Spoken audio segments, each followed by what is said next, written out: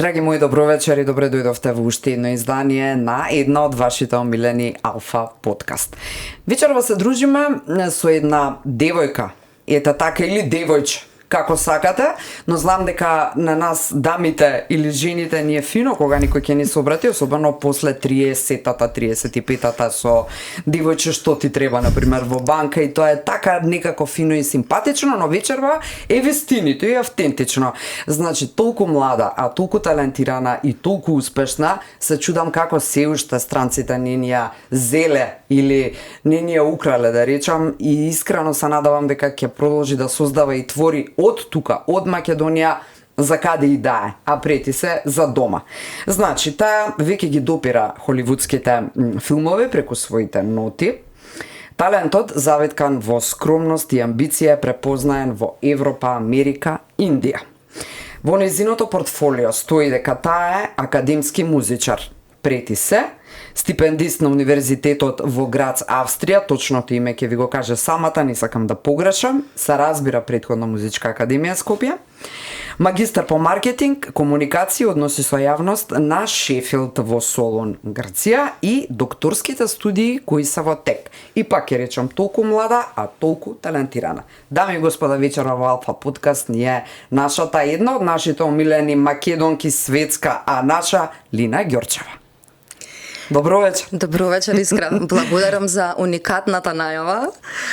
Навистина се чувствувам поласкано од секој збор и тоа како беше интониран, естетски интониран во таа некоја и женска димензија, но и една апсолутна трасирана патека која што јасно тој начин ја препознавам и драго ми е кога и без многу објаснување на истиот начин ќе се почувствува и од страната на публиката или индивидуата. Мене ми е многу жал. И еве признаваме минус, мој личен, бидејќи долго време сум политички претисан новинар, па овие вакви типови на разговори не ми биле толку секојдневие како сега со Алфа подкастот и не го знаев твоето реализирање, твојот развоен пат, какво богатство има всушност оваа држава. Ај сега да се вратам на најавата, зошто странци во уште не те зеле под свое, апсолутно под свое. Па вака... Или се уште се чуваш и се држиш и те врзува дома и патриотизмот и не знам, како тоа еве го објаснуваш ти од твој аспект? Секоја одлука која што сум ја направила за заменување во странство, до сега сум живеела во 4 различни држави и сум делувала и професионално во истите, била не со цел да избегам од Македонија или дека овде нешто ми недостасува, дури да сум препознала одредени, ајде да кажам, гепс, не сум сакала да ги пополнам некаде на друго место, бидејќи тоа не е решението. Реалноста може да не биде секаква таму каде што ќе искреираме по наша одлука.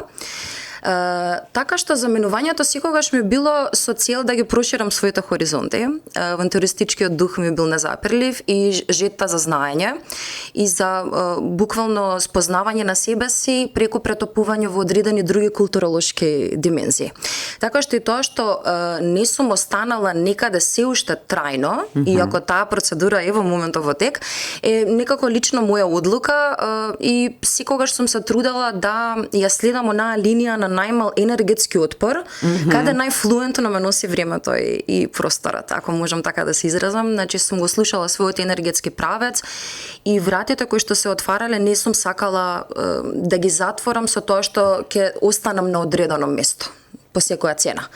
Значи, сум ја следала таа некоја природна енергија како што тежне во одредени правци и тоа вродило со плод. Прекрасно. Ке зборуваме многу различни теми произлива од овој твој одговор, ама ајде малку парцијално дел по дел. Ова следново ќе го читам за да не сгрешам ништо и за да може да направиме еден поинаков вовед во натамошните теми. Значи ти за многу кратко време практично го достигнуваш врвот или се приближуваш кон врвот. Имено избрана си меѓу 8 докажани светски композитори да работиш со најдобриот холивудски оркестар на сите времења, Конрад Поуп, инаку оркестарот на Џон Вилијамс, Ханс Зимер, Александре Десплат, автор на музиката на Хари Потер, за тие кои поедуцирани се на тема филмската музика, Джурастик Парк исто така. И сега Конрад го препознава твојот талент и со него ти се случува неголемата уметничка синхронизација, ти ќе ни ги кажеш деталите, Кога ми направи едно интро за подобро да се подготвам, ми напиша тој беше мој супервизор за The Sunrise или Изгреј сонце, филмското музичко дело што го создаваш во рамки на токму Hollywood Music Workshop или Холивудската музичка работилница и добиваш ексклузивна шанса да го снимиш со оркестарот на Synchron Stage во Виена овој јули што помина. Јас имав прилика да го слушнам тоа интро, а разбуди во мене такви зборови, разбуди практично слики.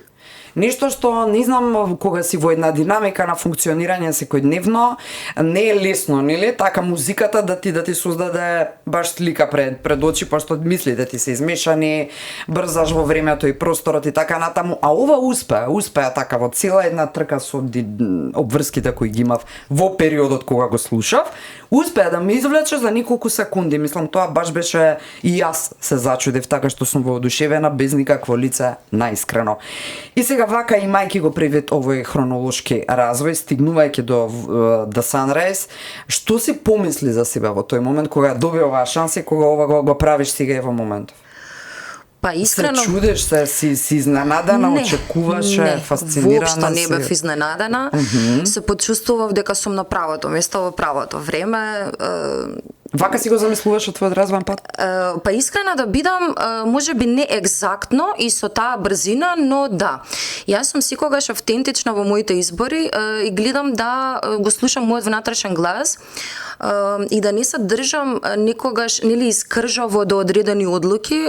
Треба да сонуваме, ама да имаме и предвид дека нашите соништа и се менуваат и да го следиме нашиот внатрешен глас кој што не води всушност. Затоа треба да имаме голямо себеспознавање и мислам дека генерално уметниците го постигнуваат тоа во својот животен век. Јас како уметник, иако се сметам себе си за сестран музичар, затоа што и сум пианист, и вокалист, и композитор, сепак уште како дете најмногу ме привлекувала моќта на создавање. Значи самата креација, перформансот не ми бил доволен. И додека некои други можеби санувале да отпеат нечија песна, јас не сум можела да замислам да отпеам нешто што не резонира со мојата вибрација и многу често и сум одбивала такви понуди кои што стигнувале до мене и апсолутно сум имала многу понуди од продуценти во мојот развоен пат, например во тинеџерските години, за да кажеме одредена поп кариера. Но тоа со мене не резонирало и јас во тој момент во отсуство на своја креација не сум сакала да прифатам нешто што не се покаја никогаш за овој начин на никогаш, затоа што никогаш не се смени тој мој поглед на тоа нешто. Никогаш не се смени тој мој поглед, секогаш знаев дека мојата, да кажам, една мисија секогаш ми беше во корелација со мојата визија, да го дадам тоа од себе што го чувствувам, затоа што мислам дека секоја поента, односно всушност единствената поента на секој уметник е да ја изрази емоцијата преку своето дело. Да изрази тоа што се вели, да изрази приказната, да допре приказната до другиот. Уметникот е комуникатор. И самиот композитор е комуникатор. Композиторот треба таа вибрација да успее да ја пренесе. Сега можеби меѓу уметностите, музиката е всушност, можеби ќе ми замерат некои, но највозвишена затоа што звукот е вистинска вибрација. И вие звукот го пренесувате. Затоа е многу важно што слушате, што восприемате и што вашиот организам по природа тежне е да чуе како се смируваат. Ова што го споменавте за сликите кои што ви се јавуваат, тоа е и целта. Особено на филмската музика и тоа е целта и затоа таа музика е специфична по својот карактер, затоа што прати одредена тема, движење. За разлика од џезот, например. Во џезот може да има тема, ама разликата е во едно движење мелодиско кое што се прати и тоа е само по себе една голема гениалност. Апсолутно. Не зборувам за себе си, зборувам пошироко, нели? Ако ви се појави внатре во вас одредена димензија која што сметате дека е ваша да ја пренесете, не можете тоа чувство да го игнорирате и за тоа морам да истакнам дека треба голямо знаење. Значи не е доволно за филмската музика да се има слух, да се има дарба, потребна е голема едукација. Особено за оркестарска музика.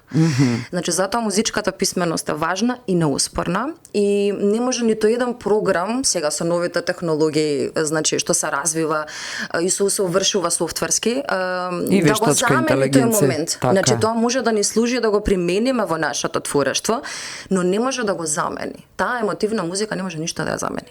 Значи како изгледа, имав друго прашање по сценарију, ама ова сакам само кратко. Како изгледа творењето за филмска, за конкретен филм, односно дали прво постои филмот или некоја нели нормално деби верзија или таква некаква форма пред да биде постпродукцијски среден и слично, или паралелно се создава филмската музика? Како оди процесов ме интересира.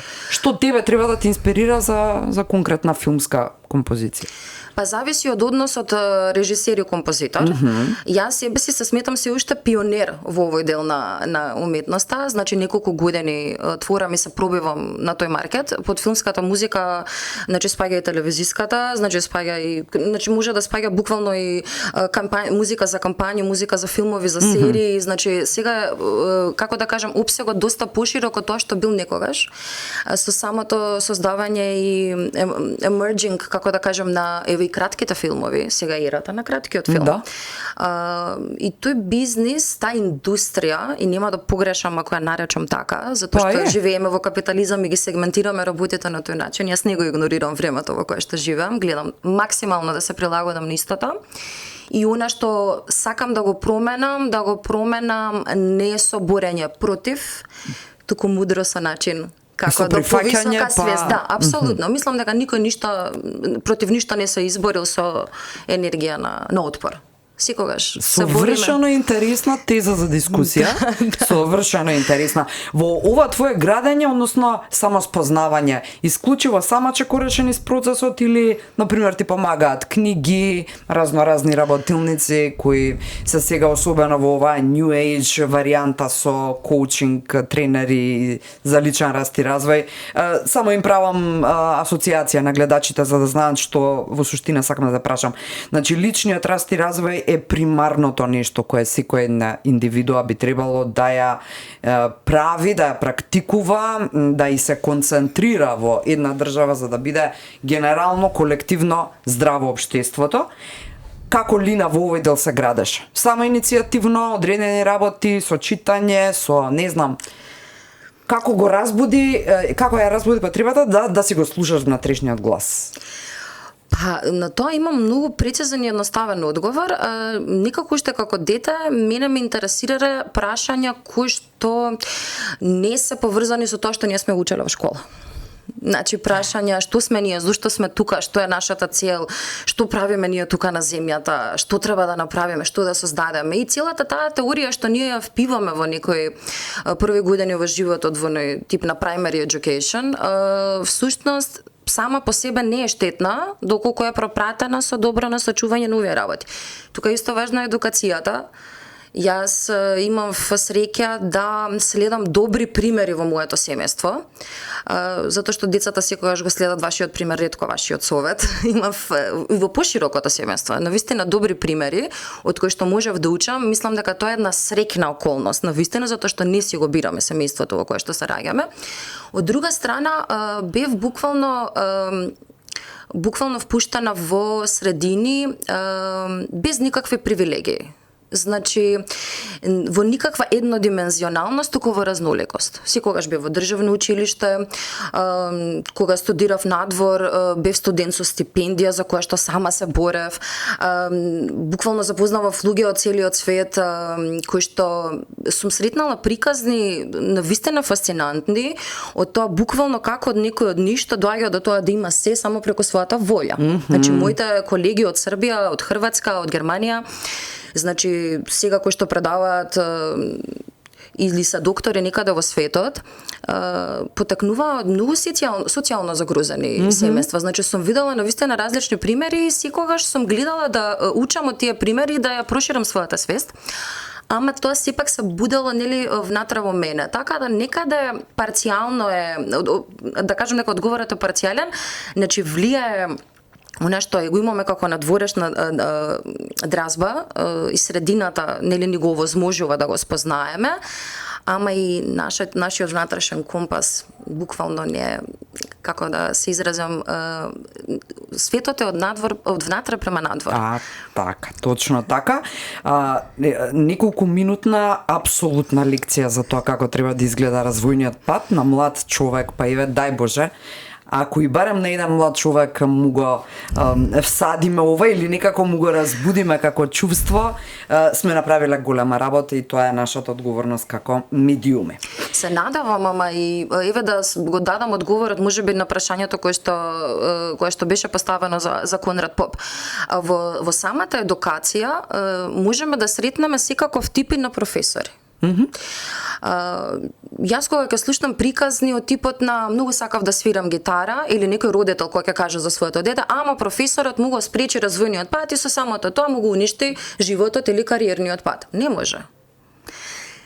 Не може да се случи тоа. Ако навистина уметноста лежи во некого, патот ќе се бара, ќе се наоѓа. Значи ние сме создадени за да се менуваме и да се трансформираме. Значи ние имаме секогаш избор да надминеме одредена ситуација и таа да не постане дефиниција за нашата иднина. И јас имав среќа да имам навистина добри професори, но да ги имам и оние другите кои што ми помогнале да сватам каде сум точно. Например, ако најстрогиот професор на факултет вас ве проценува и кон вас гледате дека димензионално поинаку се однесува, тоа е некаков показател. Апсолутно. И ве сега ќе искористам приликата и ќе споменам двајца професори од Музичка академија, тоа се господинот Живо Инглишич и господјата Викторија Коларовска-Гмирија. Тие беа индивидуот кој што јас се мотивирав во рамки на моето образование. Иако важат за навистина строги и издржани професори во својата дејност и кај нив да добиете 8, значи да добиете 10.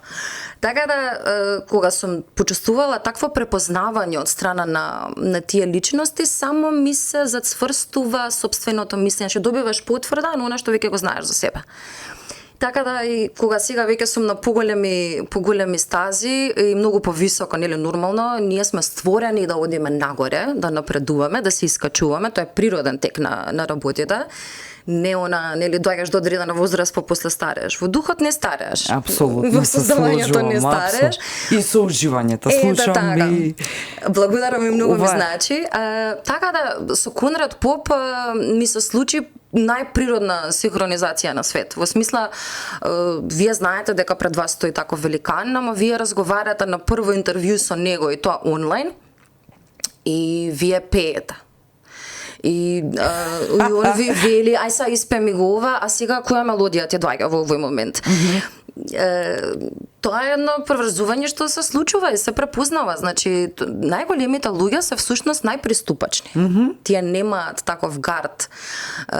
Ги имаат поминато сите тие детски болести, инфантилности, што не е секогаш поврзано со возраста.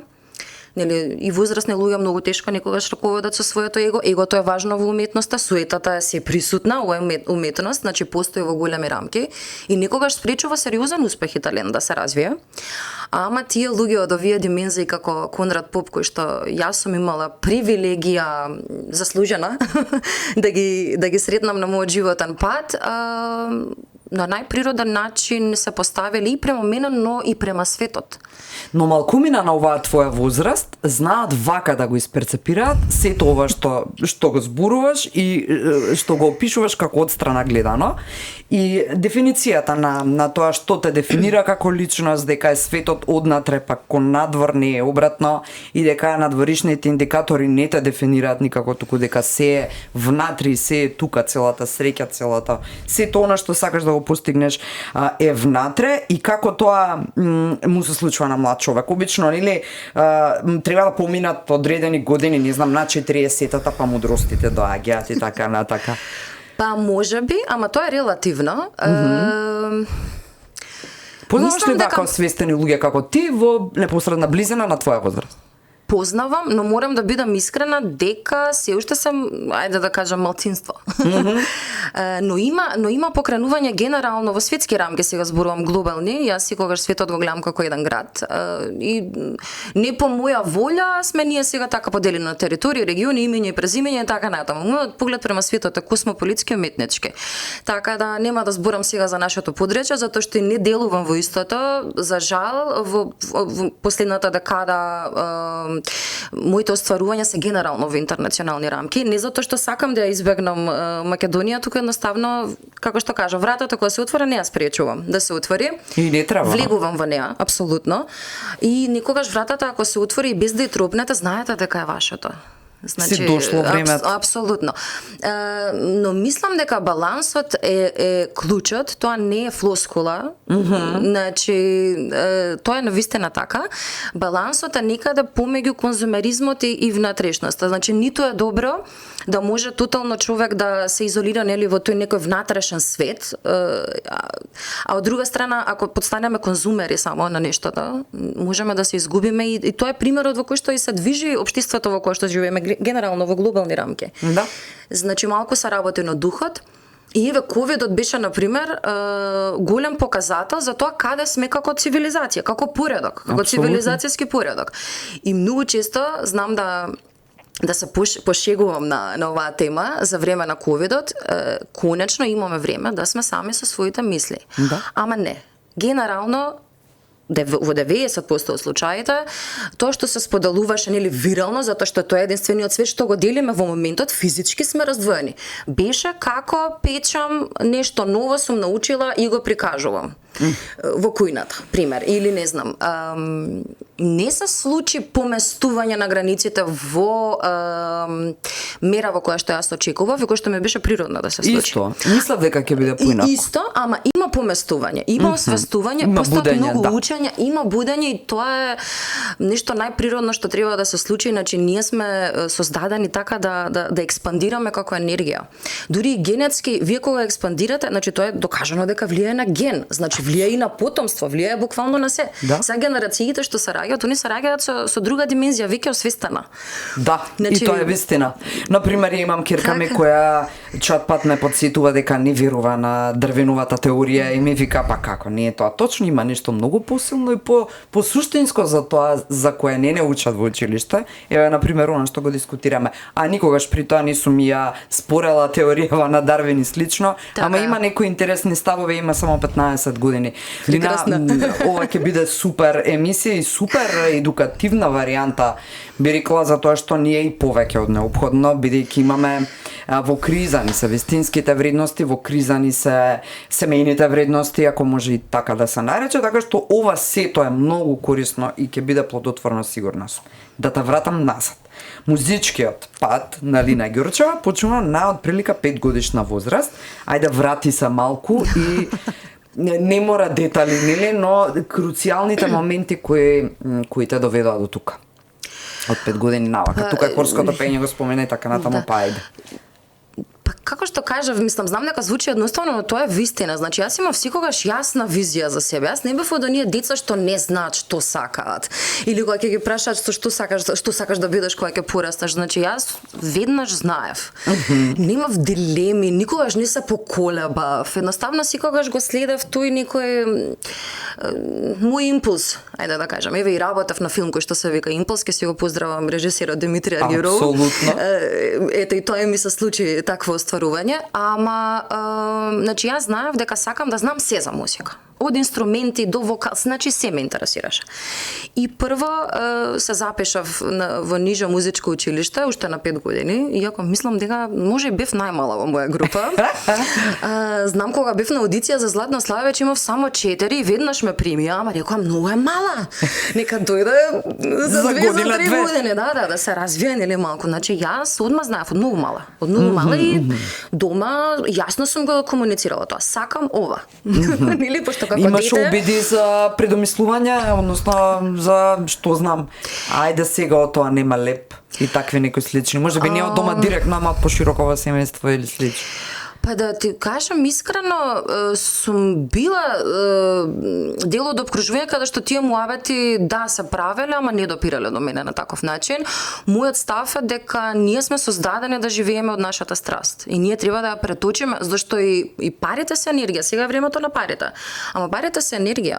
Не значи дека ако одберете одредена бранша каде што да кажам нека општествена наука, дека вашиот живот ќе вроди со плод во рамки на економски план. Апсолутно не. Вие не живеете од својата страст, не сте се препознале кој сте. Ја немате својата автентичност. Например, може да имате и повеќе страсти. Еве да, мене музиката ми е нешто примарно и душата ми го одбрала тоа, веројатно и по договор пред да бидам тука физички, затоа што нели веднаш знаете што сакате. Меѓутоа, еве јас ги развив и моите вештини во комуникацијата, затоа што и тоа го сметам за свој талент. И едукативно се насочив подоцна. Значи, човек апсолутно треба да се гради секаде каде што има желба да дојде до одредено познавање, диплома, значи да се здобие со вештини, апсолутно тоа не е погрешно. Како профил се комплетираш практично во менаџирањето на музичката индустрија преку ова сега што го зборуваше во делот со комуникациите и така натаму.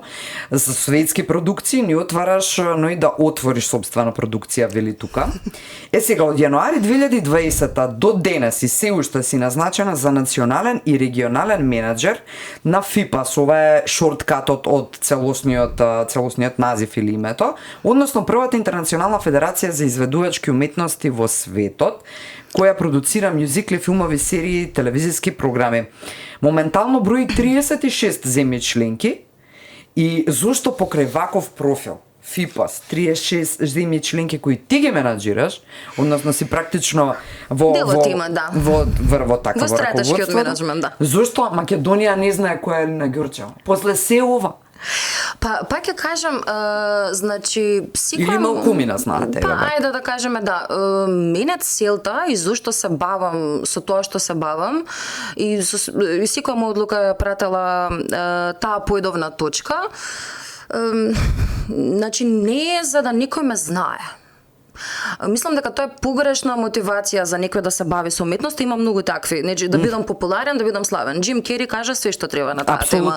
Дај Боже сите да бидат богати и славни, па да сватат дека тоа не е природата на животот. Ние не сме за тоа создадени. Но секоја одлука што ја правиме зашто мислиме како ќе се чувствуваме добро или подобро или најдобро кога тоа ќе го одлучиме. Јас и не случајно сум тука, значи јас сакам да комуницирам со публика, со јавност и јас немам против на тоа да ме дознаат за мене што повеќе луѓе. Напротив го сметам за корисно и сакам да допрам до тој што може да го прими моето како енергија. Но не ми била тоа поедовната точка. Токму и затоа, бидејќи насоката ми била на интернационални пазари, сега сум тука во право место и време кога навистина имам што да понудам на овој пазар. Како се стигнува до FIPAS? Со што? Како успеа Лина? Со препознавање на тоа што вистински сме. Ако вие знаете кој сте и што пишува на вашиот беч и другите го препознаваат, тоа е многу едноставно. Значи, пак ќе го повторам, може звучи како клише, ама стварно вратата што е за вас се отвара. Јас до FIPAS стигнав многу случајно, бев дел од копродукција на еден фестивал во Милано, во Италија, Art Music, кој што престана да постои за жал после ковидот, но беше фасцинантен заради тоа што членови на комисија беа Санремо Академи. Значи Санремо, освен што има фестивал, има и своја академија. И јас бев изведувач таму и имав две своји авторски композиции, кои што и други ги пеја. И веднаш после мојот настап мене ме букираа за FIPAS. Без зборови останувам. Ама навистина така никогаш се случуваат работите и препознавањето се случува. На многу едноставен начин и на едноставен пат. Ова без зборови дека останав освен јас, ќе останат уште и многумина кога ќе слушнат чија керка е во суштина Лина Ѓорчева. Зошто сакам ова дури сега да го кажам и издржав да не ја најавам емисијата така и тоа е 30 минути веќе од нашиот разговор. Идејата ми беше прво да видат луѓето дека се станува исклучиво сам со себе ова што си ти на толку млада возраст би рекла. И дека не е клучно да ти помогне мајка ти, татко ти, вујкото, нели? Не е материјалната состојба на семејството клучот или функцијата на родителите? Не, се успева и токму вака. Во оваа прилика, иако верувам дека тоа е и генетика може би делумно, но може би ете фактот дека среќата била на твојата душа да и се паднат родители како твоите родители. Го познавам таткот ти, тоа е поранешниот амбасадор на Македонија во Бугарија и еднаш амбасадор за секогаш амбасадор, господинот Маријан Ѓурчев. Исклучителна личност, без разлика кои какви идеолошки или политички ставови има, сите се сложуваат за начинот на кој што јавно настапува и што направил Маријан Ѓурчев своевремено и што прави сега. И ми беше не за да речам керка му на Маријан Ѓурчев е вечерова емисија, туку само да покажам дека не зависи од успехот на родителите тоа како ќе се развива линијата, бидејќи ниту во Италија, ниту во Индија, ниту во Холивуд не го знаат Маријан Ѓурчев, факт е. Апсолутно. Може би во Италија го знаат заради овие дипломатски односи, но сакам да кажам сферата во која што ти успеваш нема никаква релација со таткот. Па нема допирна точка, да, ама тоа е пак некако природна околност, мислам. Дури и да имало, јас не би се двоумела да се бавам со тоа која е неговата професија, зошто да не, секој си го води својот пат. Не, поентата е дека е... Ја разбирам да. и благодарам за убавите зборови, навистина ми значи, јас се гордам со моето семејство, но не толку од таа перспектива, затоа што кариерните предел се нешто што е личен одабир, да, но многу е важно тие операции да не променат нашата суштина. И така да до едукацијата се доаѓа на друг пат, на друг начин и по друг пат. Мене реално тоа ми било секогаш поголем проблем отколку предност. Значи сум морала секогаш дупло да се докажам. А што е одлично?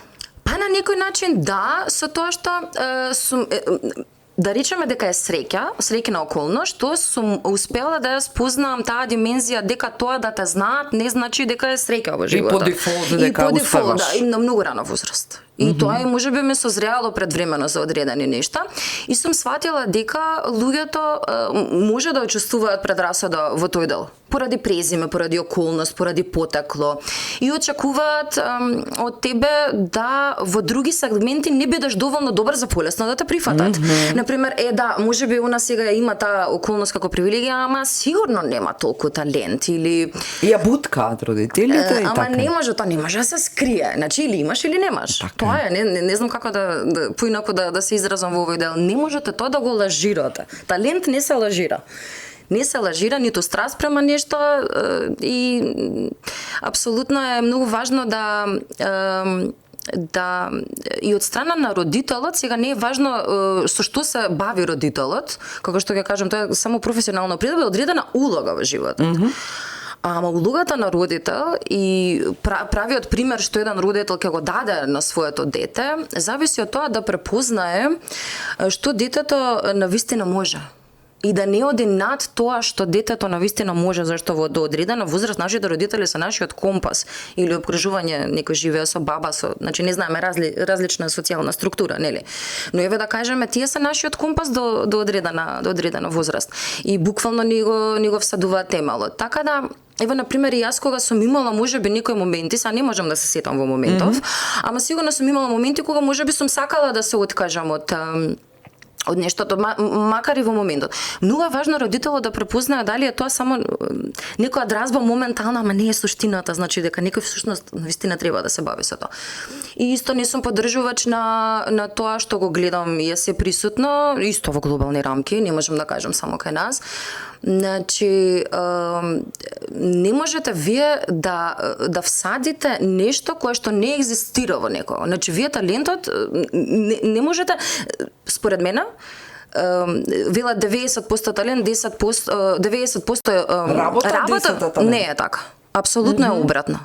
90% е талентот, 10% е работат, ама тие 10% ако ги немате, ништо нема да направите. Со талентот од 90%. Ете така, тоа е вистината. Значи, талентот не може да се добие. Прва теза да речеме, ама сега аргументирано. Ама не така е, навистина е така, не може да се добие нешто што не се поседува, но може да се развива нешто и пожелно, може да се изгуби нешто кое што не се развива, значи да стагнира. Значи овие 90 може да станат 10 ако не се развиваат и не се негуваат и не се случуваат овие нешта. нешта.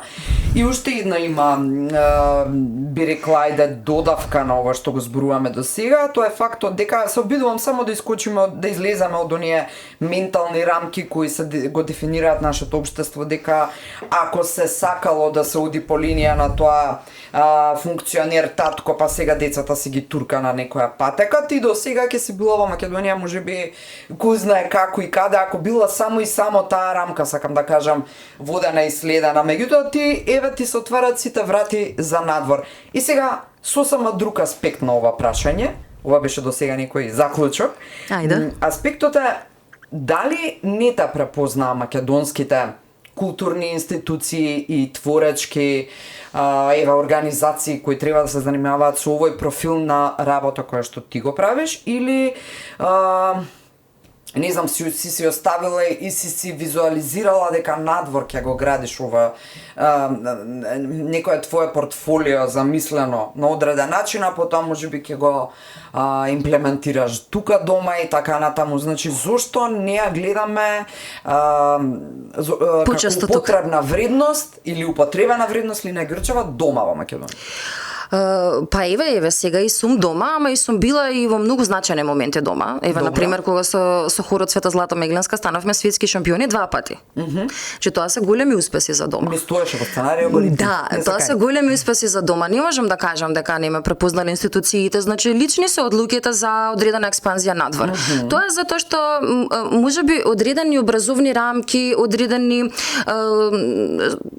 културолошки димензии, некој гепс кој што сум ги препознала, сум сакала да ги проширам со тоа што ќе бидам дел од други, од малку поинакви средини. Ама пак е тоа не е тоа некоја свесна одлука дека треба да се избега од нешто или дека некој некако негде не ме прифатил, баш напротив. Секогаш сум имала многу позитивно искуство.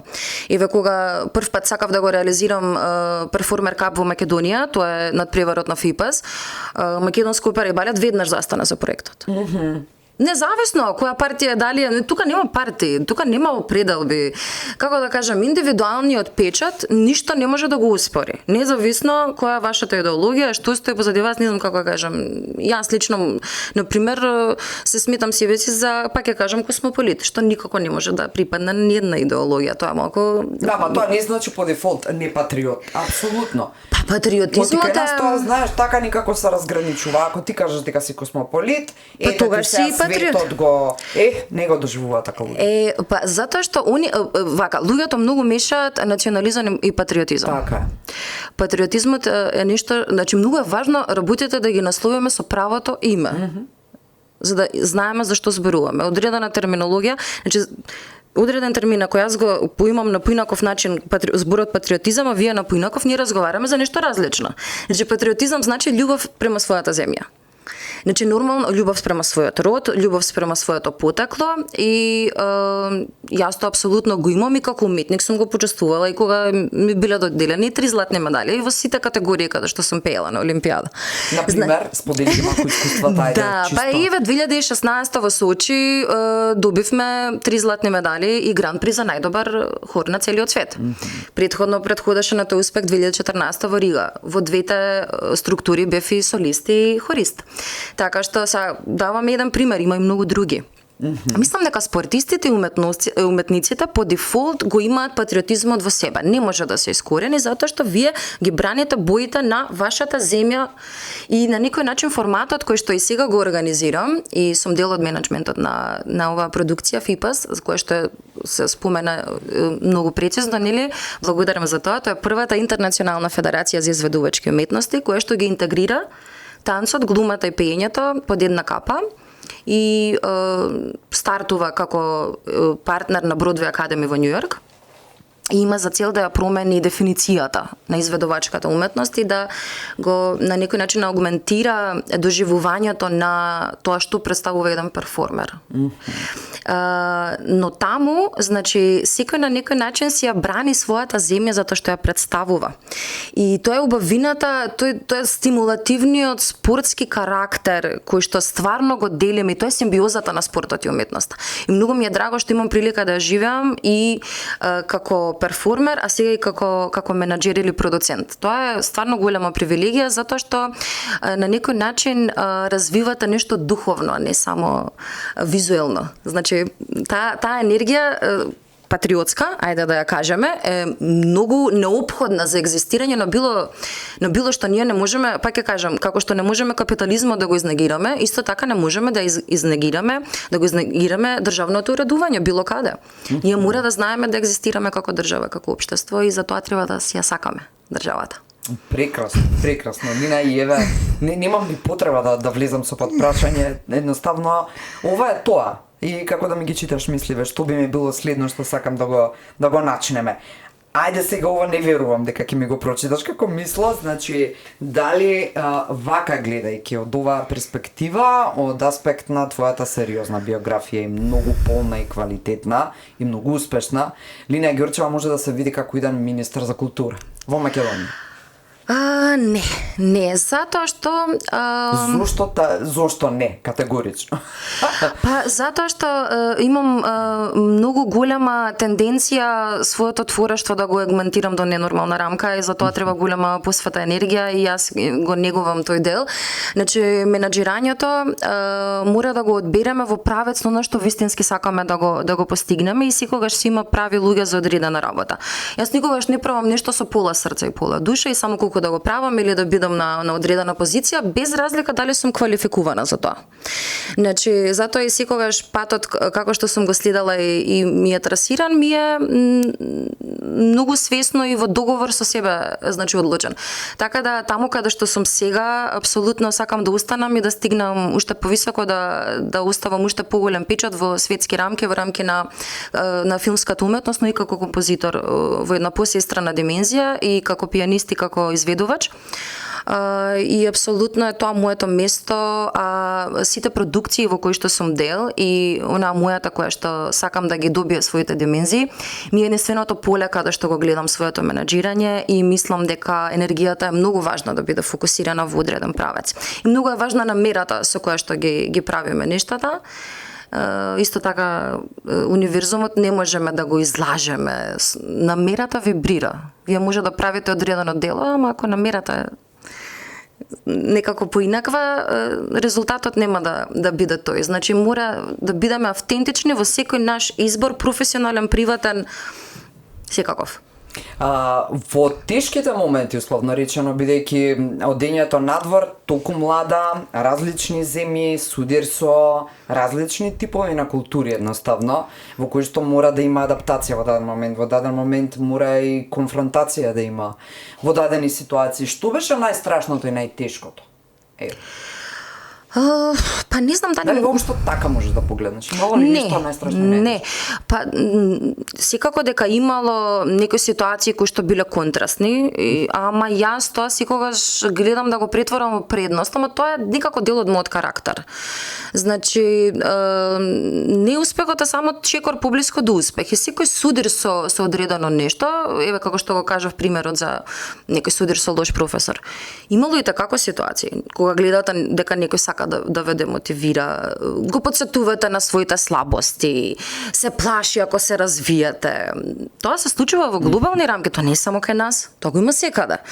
Некоја конкуренција здрава, некоја конкуренција не здрава. Значи, секаде има примери. Ама не постојат погрешни констелации, едноставно не се постои за да не научи на нешто друго, на нешто повисоко. Па јас верувам дека не само што не постојат погрешни констелации, него не постои ни погрешна одлука ако сме во тотален склад со неа. Така да сега ако се навратам, мислам дека ништо не би сменило тоа што сум доживеала и ништо не би вратила да направам микс на нешто, затоа што тоа ме оформило во тоа што сум денес, ме обликувало. Секој едно нешто си има свој дел од обликот. Драга Лина, во време кога имаме некоја криза на општествените вредности, на семејните вредности, на вистинските, ајде, да биде заокружено вредности, треба ли на татковината да и се дава повеќе отколку што очекуваме таа да ни овозможи нас, во интерес на тоа дека треба да се изгради здраво општество, дека треба да го вратиме на едни стабилни нозе? Факт е дека Македонија била никогаш и лидер во регионот пред 15 на 20 години, еден ентузијазам кој што постоеше тогаш, ти си еве и помлада од мене, кога се правеше државата и кога уште се раѓаше, па сите тие години потоа по 91-та кога се ставаше на ноза практично, како сега да го нема, како сега да е поголема разочараноста од таква сила, таков ентузијазам, односно како, ајде да се вратам на прашањето, треба ли повеќе да ја дадаме на татковината од тоа што сега, на пример, младите очекуваат дека треба да им да бидат вработени веднаш, нели по студиите, дека треба веднаш да имаат супер плати високи или не знам некои такви форми на размислување кои што се повеќе она што го зборуваш на дворесно влијание, потреба од стекнување на некакви чудни искуства и градење на себе си од надвор, а не однатре па ти да од надвор се манифестираш вака или онака. Значи, треба ли повеќе да и дадеме на земјава од што го правиме тоа како индивидуи? Па, очекуваме ѓубрето да не го исчистат, ние самите при тоа не го фрламе соодветно. Еве, ајде, нека биде наједноставен пример. Па, добро, ова се доста длабоки програми и ова е навистина осетлива тема, ама е важна и круцијална. Ајде да тргнеме вака некако во еден мој, како да кажем, спектар на видување.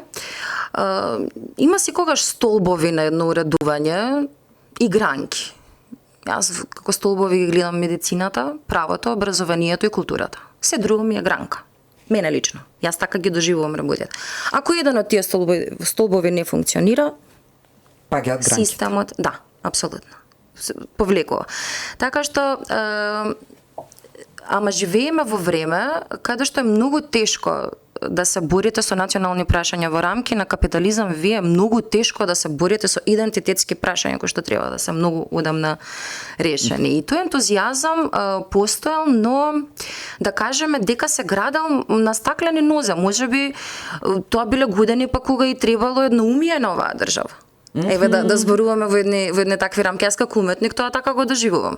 Едноумие во смисла кога нема никаква поделба, ни партиска, ни ништо. Значи не постои поделба, сите одиме, се стремиме, да, значи да се изградиме како целина, да имаме функционални аспекти наши и ова што се случува со ѓубрето, па тоа е еден бонтон, значи ова е сега само кулминација, не може сега дури да се освестиме во 2025 година, ние имаме проблем еколошки.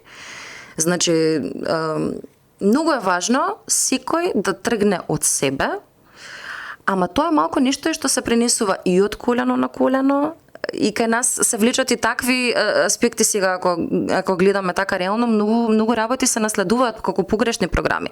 Многу е важно гласно да зборуваме за проблемите, но да зборуваме на начин да освестуваме, а не да вперуваме прсти во било кого.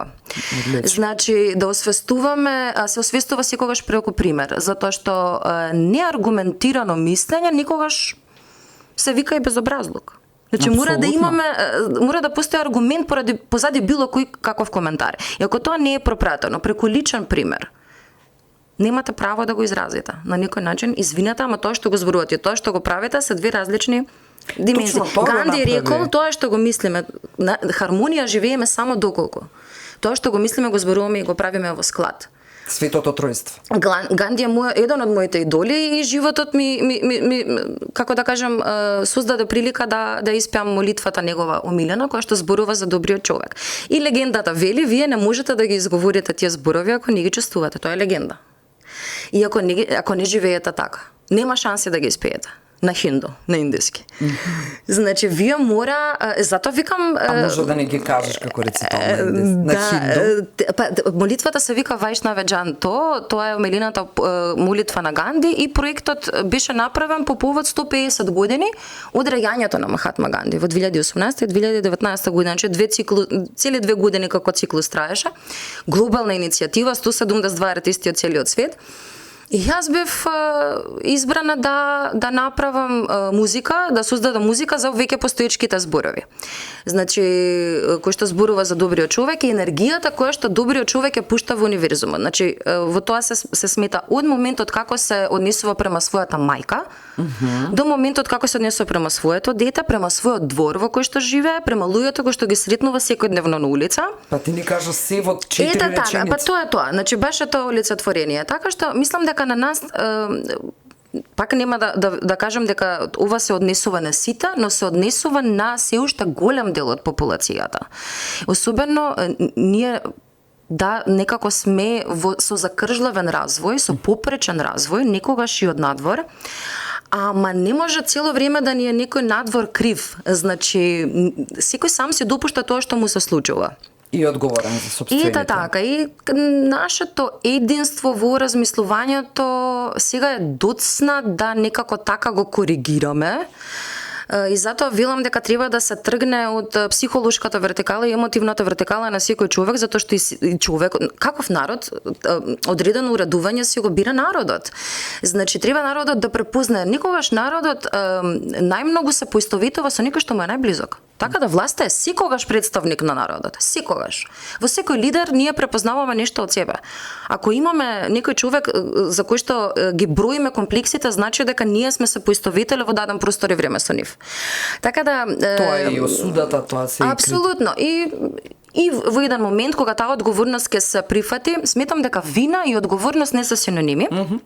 И сметам дека кога човек има доблест да преземе одговорност за одредена ситуација, за сопствениот живот, за една општествена генерална ситуација, добива голема моќ. И на таков начин некогаш и се стопира се што може да се каже. И многу е важно да умееме така да се однесуваме одговорно. Да не мислиме дека со тоа прифаќаме одредена вина. Ние не сме виновни, ама сега во даден простор и време сме одговорни нешто да направиме. И нешто да преземеме, и имаме моќте, треба да искористиме. За било кој што во даден простор и време има моќ нешто да промени. Значи, секој во своето делување има избор каков ќе биде. И во секоја гранка. Јас можам да зборувам преку моите дела. Моите дела зборуваат за мене. Значи јас, како да кажем, самата молитва зборува за тоа. Ето тоа е тоа. Така и во секој сегмент. Некогаш е погрешно што погрешни луѓе се на погрешни места и апсолутно тука делувањето се спречува. Може да се најдат милион пропусти, ама ако го ставиме фокусот само на тие нешта, никогаш нема да дојдеме до решение. И никогаш луѓето не бараат решение. Никогаш луѓето само бараат внимание. Никогаш луѓето се навикнати да се жалат. Ја мислам дека ние генерално како општество можеби и патиме од одреден момент, ако еден човек за една иста работа зборува со повеќе од 5 луѓе, тој не бара решение, тој бара внимание. Да. Конструктивна критика е пропратена со решение. Ако вие веднаш, некој да ви каже одреден проблем, вие му дадете решение, онако не сака да го привати, тој никогаш не тежнел по тоа решение. Така да имаме ние одредени пропусти како општество, но повеќе се должат на, како што кажав, можеби некои наследни форми и самиот образовен систем какви индивидуи креира. Не е доцна никогаш да се сменат работите, но важно е подобната точка да биде важна. Исто како кога лечите одредена болест, антибиотикот може да ги санира некогаш симптомите, ама не причината. Така да секогаш треба да се бара причината. Со часови да те слушам и ништо не би те прашала дополнително и не ми е срам на моите 44 години за некој ден кој ќе ги наполнам да признам дека вака млада девојка може да ме остави без зборови и уживам додека ја слушам. И ти благодарам што си вечерва туку уште еднаш. Благодарам, задоволството е взаемно. Само едно прашање кој произлезе од сето ова што ме фасцинираше последниве неколку минути секунди е дали тоа значи дека судбината не постои како таква, туку исклучува самија креирана? Па вака, значи, ние живееме во енергетска размена со возвишената сила и со собствената сила. За да ни се случува таа размена, значи ние живееме во бумеранг постојано. Јас сум голем верник, а не сум многу религиозна. Но сум голем верник во Бога. Во смисла. Верувам во Бог, кој што ме препознава мене како Божја, да кажам, сила, творба, да, креација. Кој што не гледа кои се моите грешки па сака да ги казни, туку кој што буквално гледа што јас правам со тоа што како јас се однесувам према тоа, према своето постоење. Јас мислам дека ние сме дојдени по искуства во ова наше престојување на земјата. Мислам дека сме дојдени по искуства и многу е важно што ќе направиме со тие искуства. Како што кажав, намерата е многу важна и намерата не може да се лажира. Кога помагате за имидж, а не од срце, тоа е јасно и се чита по очи. А важно е да се знае како да се прочита кај некој нешто, па тоа се исто така некои системски моменти, се си повлекува едно со друго. Ама мојата верба не е само верба, туку е веќе и знаење. Значи имам се е тоа потврдено и документирано на некој начин и зборувам од сопственото искуство. Бог за мене е тука секогаш кога ми треба, а јас не верувам во него само кога ми треба помош. Се заблагодарувам кога ми е одлично. Значи не е само да ми треба помош. Бидејќи во даден момент на вистина имаме се. Сега и тука имаме се што треба да имаме и треба да му бидеме благодарни.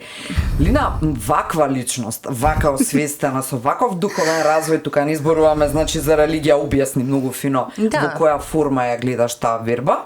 Не може да има партнер до себе кој не е освестен. Ајде вака филозофски, или тие што разбираат и кои го следат овој развоен психолошки пат на себе си генерално како линија на движење, знаат што зборувам. Има ли Лина токму таков партнер? Апсолутно да.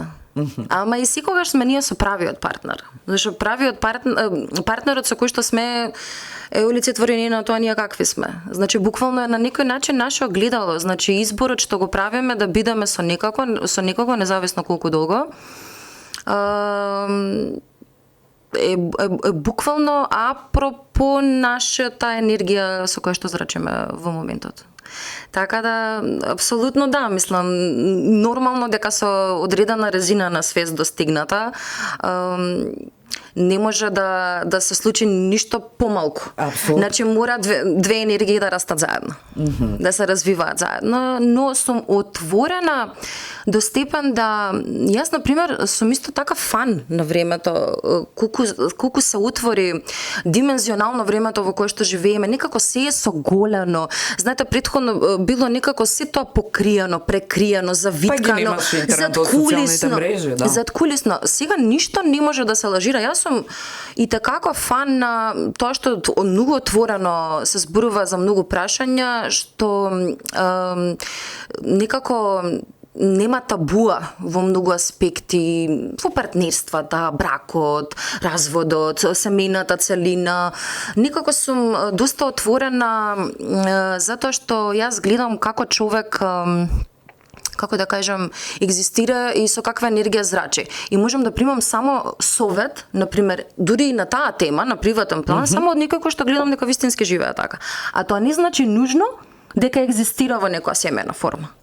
Ме разбирате? Значи некогаш, совршено. Ето тоа е тоа. Така да, мислам апсолутно поддршката од партнерот е важна во сите сфери на живењето. Значи треба да се расте заеднички. Тоа е поентата, тоа е размената на енергијата и генерално јас сум човек што се инспирира од љубов и за мене љубовта е нешто најважно. Така мене генерално моите композиции содржат таква вибрација, имаат таква енергија. Не сметам дека длабочината е само во одредени патологии кои што ќе ни се случат, па потоа ги филтрираме преку уметност. Има луѓе што се поборници на тоа. И тоа е интересно. Длабочина, да, и затоа молот е подобар од дурот. А всушност не е така. Секоја енергија е возвишена, а не се упева љубовта доволно. Точно. Може би заради тоа што луѓето не се свесни дека во себе, во нив, внатре, дека не се бара од надвор, дека не ти е потребно љубовно искуство или партнерско или не знам какво за да ја спознаеш љубовта. Љубовта е внатре и таа произлегува, носиш одлуки од љубов, од позиција на позитивна енергија, действуваш секојдневно, се сакаш себе си наутро кога ќе се разбудиш. И не ти е прво телефонот, земање и читање вести, така натаму живење за тоа што се случува надвор, туку кога ќе спознаеш натре дека си исклучиво, ти си креатор, ти си практично Бог, ти си љубов, тоа е апсолутно идентична еквиваленција. Така е. Љубовта има повеќе пипци, има различни видови на љубов, ама суштината е подеднаква.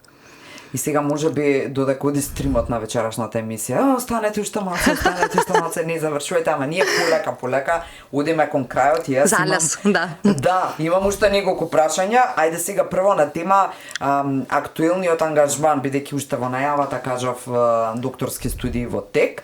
Пред да влеземе во студиово, зборнавме малку на темата, што истражуваш и што подготвуваш. Успеавме да ја начнеме и темата ЗАМП, една, ајде да речам, болна точка на македонското екзистирање културно-уметничко, како такво, за жал, се поврзува нешто фактички, нешто вистински, нешто, може би не знаеме се, може би нешто така фино задкулисно се одвива и е надвор од очите на јавноста, меѓутоа има повеќе лоши предзнаци, односно придавки пред ЗАМП отколку позитивни. Ајде на тема анализата на Сдруженијето на авторски права на Македонија. Па, јас некако ќе пробам ова поинаку да го срочам, иако прашањето е доволно прецизно и навистина допира до суштината.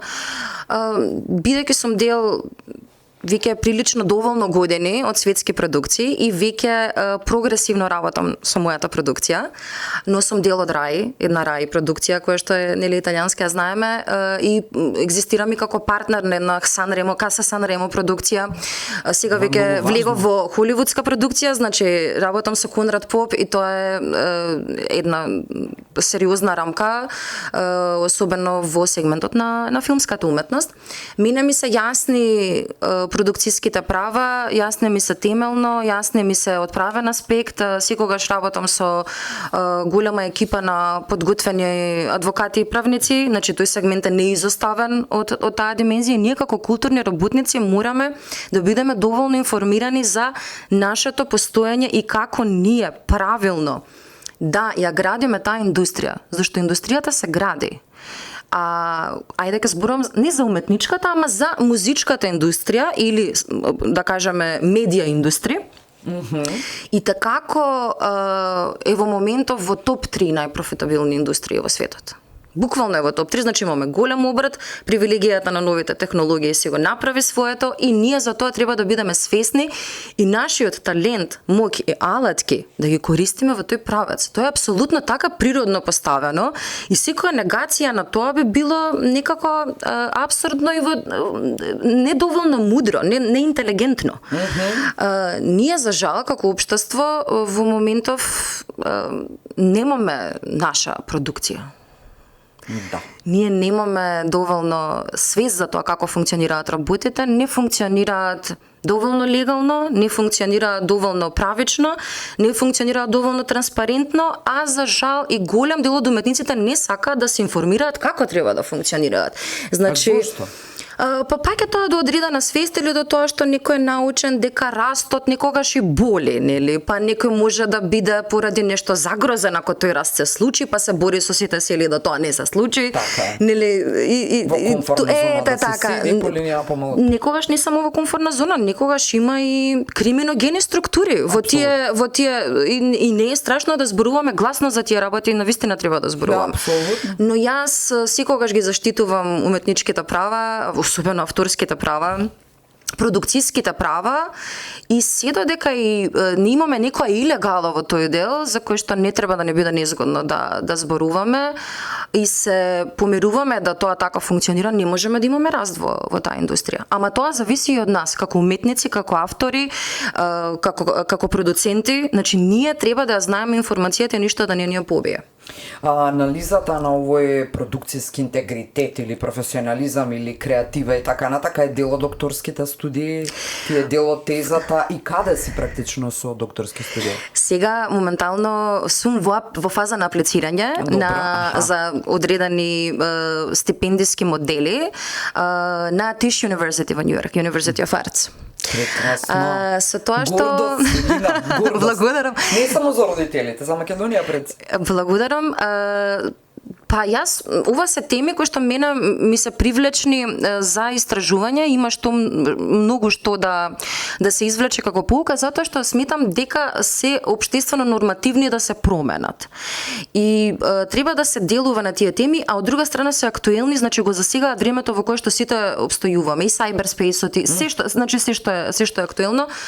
Јас како веќе продуцент во развој, а автор кој што е веќе докажан, за мене е неминовно оваа тема да ми е позната како Библија. Да. Значи апсолютно. тоа треба да е така за секој еден човек во своето подрачје.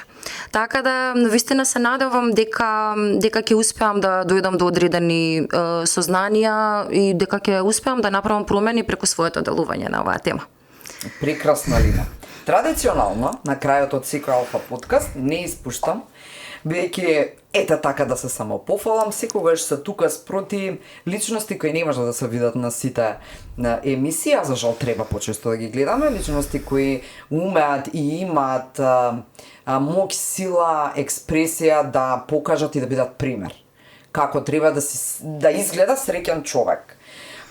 Не дека треба да те копираат младите и така натака, но будиш одредени линии на учење и самоспознавање за кои многу од младите особено не се свесни како треба тоа да го направат, како треба да се пронедат и запознаат себе си. И оттаму двете традиционални прашања за крај на сите мои гости се прво, повеќе порака не е прашање. Првата порака е до родителите, а втората е до нивните деца. Што како Лина Ѓорчева им порачуваш прво на родителите? Во насока на нели градење здраво општество, вистински вредности така натаму, а потоа што на деца да не Па ова е исто така многу осетливо прашање, ама е и многу важно. Си уште не сум родител, а сакам да бидам, и сигурна сум дека ќе бидам, затоа што тоа е нешто што го посакувам. Се што посакуваме се остварува. Тоа е вистина така, освен ако самите не сме си пречка на патот. Со стравови и други фикции. Да, но сметам дека прво не се станува родител по секоја цена, второ не можеш да станеш родител а да не се едуцираш за тоа како треба да го воспиташ своето дете. Кога купувате еден апарат во домаќинство, читате упатство, а за дете друго нешто што е важно е, мислам дека апсолутно треба да дадеме пример на нашите деца. Нашите деца ќе гледаат ние што правиме повеќе него тоа што го зборуваме, а не се вклопува, особено во тинеџерски години, кога се случува освестување за некои работи. Може да се деси буквално прашање, ама ова ми го зборуваш, а ти видиш што правиш. Јас се случувам да речем. Значи многу е важно каков пример им даваме на нашите деца и многу е важно да се бориме да ја изградиме нивната автентичност, значи да им помогнеме да ја изградат својата автентичност, да се спознаат како личности. Личноста се гради до 24 години, меѓутоа до 10 годишна возраст се градат одредени аспекти кои што подоцна тешко се враќаат назад, затоа психолозите секогаш тргнуваат нели од детството, тоа не е случајно. Значи тоа не е случајно, така да тие втемелени програми, затоа велам јас, ке нас општеството почива на такви погрешни длабоки програми, вкоренети. Програми на споредби со другарчето, програми на предрасуда за другарчето, програми на зошто он има јасне, програми на Ама он има петка, ти имаш четврка, да, како ама така? Тоа го слуша дома. Значи тоа го слуша дома и го манифестира во било која средина после која што екзистира. Значи, буквално насоките кои што ги даваме повеќе зависат од нашиот пример него од нашиот совет како родители, но и исто така да бидеме многу информирани, а барем во денешно време. Каде што ова одличен показател е времето во кое што живееме за одредена индивидуа, кога вие избирате што ќе кликнете. Во време на едноумие, одреден социализам или така, малку биле поинакви работите. Да. Вие добивате информацијата што генерално се сервира. Вие сега селектирате што читате, што слушате, дали некој ќе ја слушне Sunrise на Лина и ќе дознае кој е Конрад Поп или ќе ја слушне Сека Алексич, пример. Тоа е избор. Тоа е личен избор. Така да, јас неизоставен дел ми е уметничката компонента и мене ми е многу важно да нагласам колку е таа енергија присутна во развојот на едно дете. Ние што детето слуша, уште од детство. Така е. А неонатолозите тоа знае и да го посачат Музичка и го психологија, повторува. апсолутно. Класична музика, слушање, бебенце и така натаму, тоа не е ништо бадијала, не е само смирувачката компонента додека плаче бебето, туку е сосема друга енергија. Абсурден пример, но вистинит. Во бурињата во Франција, Добре. на виното им се пушта Бах. Ете, не го знаев ова. Да, за да виното созрее, се смета дека ќе созрее поинаку со таа музика. Не сме ништо друго да се пушти. Сега не знам дали Бах или Ерик Сати, ама не е важно. Важно е, Таа енергија. поентата е таа, а не па на едно дете. Значи, за жал, пак ќе зборувам регионално, бидејќи гостувам на македонски медиум, зборувам на македонски јазик, и ќе се искористам оваа прилика баш да најавам дека сум во припрема и на една тематска и едукативна и музичка идеја, но и кампања, би рекла, баш за македонскиот јазик. Значи, сакам преку уметност да доближаме некои поголеми факти за македонскиот јазик и тоа е еден проект што наскоро ќе се случи и навистина со голема љубов го правам. И ова е еден од чекурите кои што го правам кон нашиот пазар. Значи, како се вика, нели секој цвет има некое свое време, зашто е некаде во некој простор вирее. Јас секогаш одбирам да сум некаде кога навистина имам што да кажам и соодветствувам преку својот пример со нешто, а не колку за да биде. Ета така. Са го користам ова во делот на прашањето за едукацијата родител дете. Апсолутно продолжи. Јас ти се поклонувам. За децата јас многу ги сакам генерацииве што се сега, а исто морам да истакнам дека ние некоја генерација, па така би рекла од 85-та до 95-та, што смета се смета некоја се уште генерација која што не припаѓа на старото време, да не припаѓа, значи нема такви трауми, да. А од друга страна не е тотално родена со телефон во раце. Значи, ние буквално целата технолошка ера ја поминавме, значи развојно. Нас не ни е чудно што има робот. Јас се сеќавам, дедо ми беше доктор, многу познат гинеколог, работеше во Берлин, во Либија и на многу страни од светот и секогаш имаше интересни приказни и раскажуваше како роботи во Сан Франциско го пречекале на колегиум. И ние мислевме дека се шегува. Тоа е вистина, значи тоа се случувало уште во 80-тите години во Америка. Така да сакам да кажам, ништо нас не ни е чудно, но ние можеме да го држиме тој баланс. Пак ќе се вратам на тоа, балансот е клучен за многу работи и мислам дека ние сега можеме да едуцираме многу добри поколенија. Јас тоа го гледам и по внук ми, и по неговите врсници, и по децата на моите пријатели низ светот, значи не зборувам само за регионов. Многу ми се допаѓаат децата, имаат голема автентичност и пак се со некоја предиспозиција, имаат сериозно голема свест. Значи Абсолютно. во градинките шетаат, во градинките имаат програма, буквално ја шетаат Македонија. Од чоколадна фабрика, сами во автобус, со термосче и со ранец, значи буквално самосталноста е многу важна. Јас мислам дека вие знаете дека сте го извеле вашето дете на прав пат кога веќе не сте му потребни. И колку порано тоа се случи, а секогаш сте му грб, но не сте му потребни едноставно. Вие сте му секогаш потребни во смисла енергетската размена мора да постои, тоа е круцијално за психолошка добра состојба. Меѓутоа, вие не сте му неопходни за преживување. Да. Не се потпира на вас, а ние сме секако се уште општество каде што тоа. Вие во Америка имате уште на дете во Америка, на 18 години надвор. Избркано е надвор.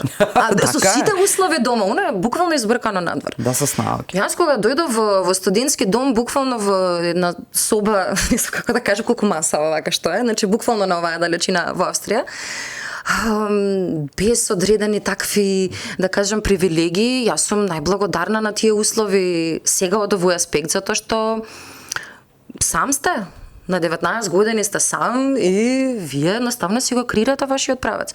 Многу е важно самостојувањето. А сега овие генерации ќе бидат сериозни во тој дел и не мислам дека технологијата ќе ги затрупа, затоа велам имаме избор што ќе направиме со технологијата како општество. Ти кажа една многу клучна реченица, односно фразичка, тоа е да ги едуцираме овие генерации. Да ги едуцираме за балансот, само да ги менторираме онака како што треба. Ако не успееме, тогаш може да биде. Не, ама ние сега сме развили човековиот ум ја развил технологијата. Значи, ние сме го развиле. Тоа е наш продукт. Тој наш продукт треба да ни помогне за поквалитетно и поконструктивно живење, не да не затрупа. Ако гледаме било каков, како да кажам, нуспојава одредена. Како, например, не знам, во одредена психолошка рамка или физичка рамка, немаме доволно физички контакт со луѓето. Сега децата во градинка гушкаат дрва. Јас не гушкав дрво во градинка кога учев. Стварно. Значи, имаме како цивилизацијски поредок одредени предности. Многу е важно што ќе направиме. Ветрот дува на различни страни, на различни сфери од земјата, на различни страни од светот. Ама добро е да има се повеќе личности кои што знаат дека кормилото е кај нив и така да се поставуваат сегментирано и на професионален и на приватен план во семејните структури. И за колективно добро на крајот. И за колективно, ама апсолутно е така. Секој ако својот двор го уреди како што треба, вие имате среден двор, повеќе средени дворови, убава улица, повеќе убави улици, убав град, повеќе убави градови, убав свет. Тоа е тоа. Господе Боже, што би рекле нашите, исто една многу симпатична узречица која опишува многу состојби така емотивни за кои во моментот немаш збор, например. Ти се поклонувам, Лина. Ти благодарам што те запозна Волку Подлабокот, ти благодарам што одлучи токму сега вечерва со мене, преку мене или преку Алфа подкастот, македонците да те запознаат на поинаков начин, оние кои не те познаваат. Ти благодарам што постоиш. Ништо не е случајно ни ова наше запознавање, ни ова твое вечерашно гостување. Ти си македонско национално богатство. Ето така. Благодарам многу за комплиментот. Навистина ми значи енергијата се чувствува кога е взаемна, се разменува на високо ниво, тоа ниво да постои, го одржавме многу пријатно во овој разговор. И природно. И природно, да, големо задоволство ми е да бидам дел од емисија која што има сериозно ниво. Ми се допаѓаат личности кои што го одржуваат нивото. Нашето новинарство има бисери, треба да ги негуваме, не треба сите да ги ставаме во исти кош. Супер, треба да ги почитуваме медиумите, особено медиумите нас не се потребни и ние сме им потребни на нив, сега зборувам ние како уметници, например, во мојата бранша. Драго ми е што бев дел од овој прекрасен разговор и се надевам дека ќе се видиме скоро со нови доживувања и нови успеси кои што можеме да ги споделиме, па и нешто да се научи од нив. Кога ќе бидне The Sunrise како комплетен продукт, нека биде тоа и за месец дена и за 2-3 недели. Да. Те очекуваме сега е во постпродукција, да, можеби и еве него ставивме доволно фокусот на тоа, но не е случајно и никогаш некои теми природно се обелоденуваат како можеби посегментирани. Значи, сега работам со Synchron Stage. Synchron Stage е едно од топ 3 студија во светот, каде што се снима филмска музика. Имав привилегија да го снимам таму Sunrise, сакам да го снимам и целиот мој албум, кој што ќе биде мој првенче и кој што и со задоволство ќе го споделам промотивно и со македонската јавност и македонската публика. Се надевам дека ќе ме почувствува. Нормално, пеам, свирам на пијано. Генерално не се тргам, не одам километри далеку од филмската музика, филмските примеси, филмските музички примеси биле секогаш дел од сите мои дела. Јас пишувам и музика за деца. Значи сум правила и поп музика, ама сето тоа си имало свој препознатлив секогаш звук и така уствари и знаев дека со тоа сакам да се бавам и дека тоа е мојот печат. И имав еден професор на Берекли Валенсија кој што кажа во доволно рана возраст го слушнав тоа и ми беше важно да се мотивирам. Многу е важно да препознаете каде можете најмногу да придонесете. Значи, кој е вашиот дел каде што вие можете најмногу да се дадете, каде емоцијата ја канализирате најправилно, најчисто, најтемелно, најконкретно. Така да тоа за мене беше филмскиот правец и се надевам уште постабилно да го градам. Јас се надавам дека сето ова што вечерва го изнесе од себе, несебично, дека ќе разбуди кај многу, особено е важно кај младите луѓе кои те гледаат, да разбуди преиспитување на сопствените вредности, на сопствениот идентитет, што сум, каде сум, доволно правам, дали сум среќен, среќна и како можам да се реализирам себе си и те чекам за многу скоро време повторно. Благодарам Искра, се надевам дека А коментарите под стримингот на Facebook профилот на Алфа ќе ти кажат се, сигурна сум така да ќе си ги читаш. Никогаш да допрете до едно срце е доволно, никогаш една енергија која експандира во универзумот помоќи на многу други кои стагнираат. Така да никогаш кој ќе може да не восприеме зависи и од него, нели ние не можеме со сила да делуваме никаде, но можеме со добра намера да пробаме да допреме на правилен начин и на тоа каде сме ние. Па ако можеме да повлечеме повисоко, нема поубаво чувство, да, одлично кажам. Ти благодарам и те чекам. Благодарности до вас. Почитувани, и јас уживав и можеби станува и клише па некогаш начинот на кој што ја завршувам или ја почнувам емисија, меѓутоа верувајте дека енергетски, универзумски успевам да се конектирам со личности кои имаат што да кажат и вредат многу, значат многу, толку големи зборувам како величини, не како остварување, понекогаш некогаш повеќе како морални величини и од кои може да се научи. Ви благодарам што не следите, ви благодарам на довербата, ќе продолжиме согласно вашите позитивни, па и по некоја забелешка колку и да е лоша си ја прифаќам и си ја читам и се надавам дека правиме нешто прети се да бидеме ние среќни тука внатре во студиото, а потоа вие знам дека тоа го препознавате и ве привлекува, па си останувате тука каде што сте, останати натаму на Алфа. Добра ноќ.